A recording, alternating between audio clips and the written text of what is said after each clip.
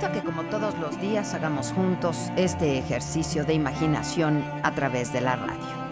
Y es que hace algunos años, Ismail Serageldin, vicepresidente del Banco Mundial, decía, y con razón, que si las guerras del siglo XX fueron por petróleo, las del siglo XXI serán por agua potable.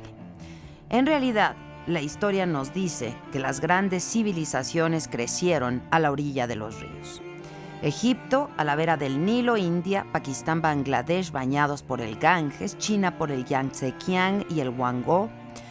Hoy en día, 1.600 millones de habitantes viven con una grave insuficiencia de agua potable. En África y en Asia, gente que vive en campamentos de refugiados caminan en promedio hasta 5 horas para poder hacerse del mínimo indispensable de agua para poder vivir. Los estudiosos aseguran que para el 2020, solo dentro de 7 años, habremos 8.000 millones de seres humanos y de ellos 3.000 millones tendrán grave carencia de agua y vivirán con la mínima indispensable. En el año 2000, en el Foro Mundial del Agua, se alzó una voz de alerta.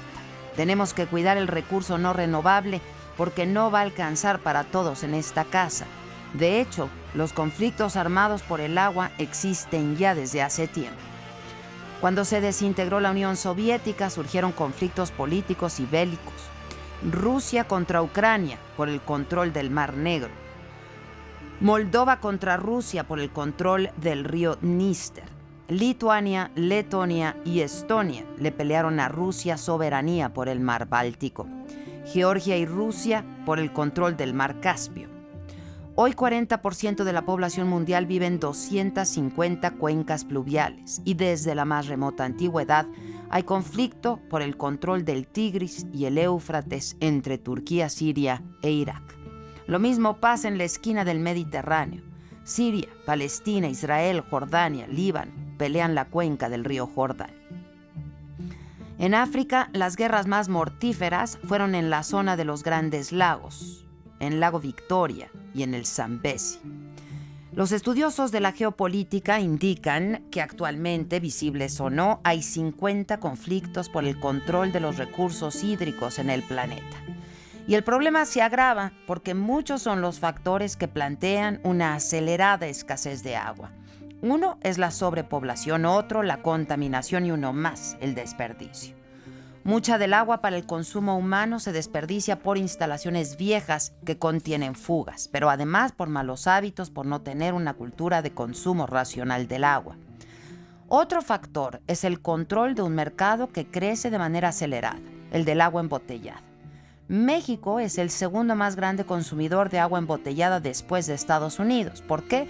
Bueno, pues porque no hay ninguna garantía de que el agua que sale de la llave no esté contaminada. Por el contrario, los estudios más recientes, de hecho, hablan de distintos agentes tóxicos, por lo que las propias autoridades recomiendan a la población hervir el agua o clorarla antes de tomarla. Justo por ello es que ha aumentado el consumo de agua embotellada. En México se adquieren en comercios cada día 50 millones de litros de agua y el gran porcentaje del mercado del agua embotellada se va a 4 empresas, 2 de ellas filiales de las 2 refresqueras más grandes del mundo.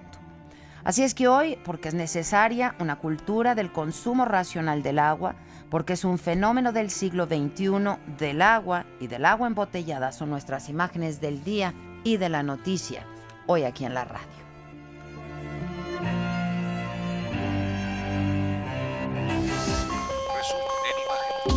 Resumen en imágenes. Estas son hoy las principales noticias. El IFE pospone hasta el próximo miércoles la votación del dictamen elaborado por la Unidad de Fiscalización sobre el tope de gastos de campaña de la pasada elección presidencial que exoneró al PRI por el caso Monex y que pretende sancionar con 129 millones de pesos al PRD. Y es que el movimiento progresista pidió tiempo al Instituto Federal Electoral para estudiar mejor el informe donde se detectó que Andrés Manuel López Obrador gastó 62 millones de pesos más. En este marco, legisladores del PRD van a buscar un acuerdo con el PAN para promover una reforma electoral que incluya la remoción de algunos integrantes del Consejo General del IFE, Día clave en la Suprema Corte. Por unanimidad, los ministros rechazaron el amparo para recontratar a los trabajadores del Sindicato Mexicano de Electricistas, con lo que ratifican la extinción de Luz y Fuerza del Centro. Ya fueron identificados los últimos 3 cuerpos de los 17 encontrados en una noria de mina en Nuevo León. La Procuraduría del Estado confirmó que todos eran miembros del grupo musical Combo Colombia. El gobierno de Morelos confirmó la liberación del regidor de Cuautla, Ramón Jaimes Martínez, secuestrado el pasado lunes cuando dejaba a sus hijos en la escuela. En otros temas, al encabezar la firma del convenio entre el Consejo Ciudadano de Seguridad Pública y la Asociación Unidos Hacemos la Diferencia, el jefe de gobierno capitalino Miguel Ángel Mancera ratificó el compromiso de combatir a las bandas del crimen organizado dedicadas a la trata de personas. A partir de mañana entra en vigor en el Distrito Federal una ley que sanciona con una pena de 2 a 4 años de prisión a quien maltrate a un animal. Y en las imágenes internacionales, en Alabama, en Estados Unidos, un hombre abordó un autobús escolar y después de disparar y asesinar al conductor, tomó a un niño de 6 años como rehén para darse a la fuga y encerrarse en un refugio subterráneo. Agentes de policía, equipos de fuerzas especiales y negociadores rodean la propiedad rural donde se cree que el hombre está escondido. Aumenta a 235 el número de muertos por el incendio en la discoteca de Santa María, Brasil. Hay todavía 143 personas hospitalizadas. El gobernador de Massachusetts, Deval Patrick, nombró a su ex jefe de personal, William Cowan, senador federal interino, reemplaza a John Kerry, quien a su vez reemplazará a Hillary Clinton en la Secretaría de Estado.